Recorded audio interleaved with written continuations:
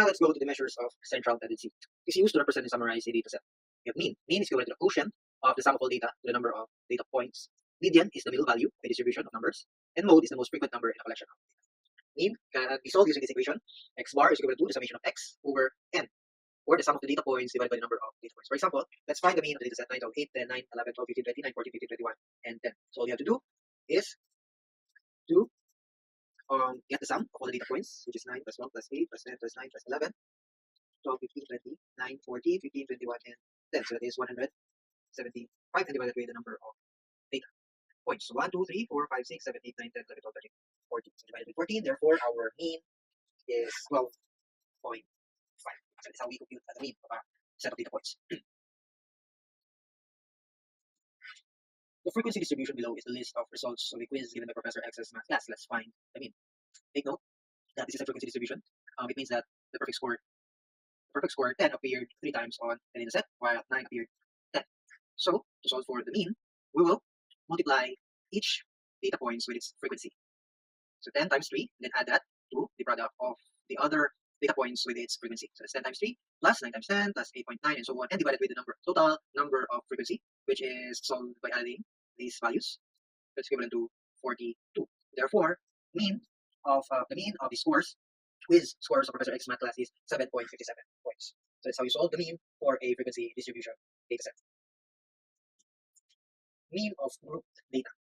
Given a frequency distribution containing several groups of data, the mean x bar can be found by using the following formula. X bar now is the summation of f times x over n, where x is the midpoint of the group and f is the frequency of the group, and the n is the summation of the frequency. So that is again, x bar is equal to the summation of f times x over n, where x is the midpoint and f is the frequency. Example: to study the output of a machine that fills boxes with cereal, a quality control engineer weighed 150 boxes of brand X cereal. The frequency distribution is shown below, summarizes his findings. Find the mean weight of the boxes of cereals. Okay, so to solve this, these are the midpoints of each group. So from 15.3 to less than 15.6, the midpoint of that is 15.2. So how did we solve for the midpoints? All we did was sum the endpoints and divide it with 2. So these are now the midpoints of each group. Then multiply these midpoints to their corresponding frequencies. So 15.4 will multiply to 13, 15.75 to 24, and so on. Then divide it with the total number of frequency, which is the sum of these values. So therefore, our mean for this group data is 16.028 ounces. And that's how you solve mean for group data. Now let's go to median. Median L is equal to n plus 1 over 2.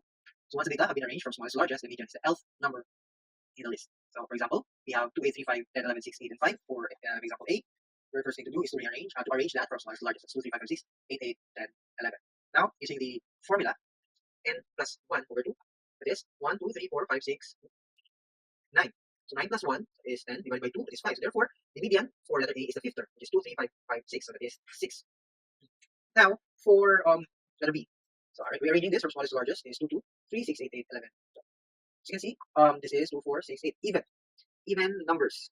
So to solve for this, we will take the two median points here, which is the fourth and the fifth term, and then add them together and divide them with 2. So that is how we get the median for even number of terms. Okay? So that is how to solve for the median for odd and even number of terms. And let's have an example. Todd Booth, an avid jogger, kept a detailed record of the number of miles he ran per week during the past year. The frequency distribution below summarizes his records. Let's find the median of the number of miles per week that Todd ran.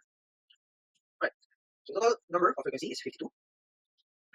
That's 5, 4, 10, 9, 10, 7, 3, 4. Now that is equivalent to 52. So to get the median, refer to this equation. L is equal to n plus 1 over 2. That's 52 plus 1 over 2. That's equivalent to 26.5. So we should consider the 26th and 27th term. Right? So how to do that? Now to solve for the median, we'll refer to this data.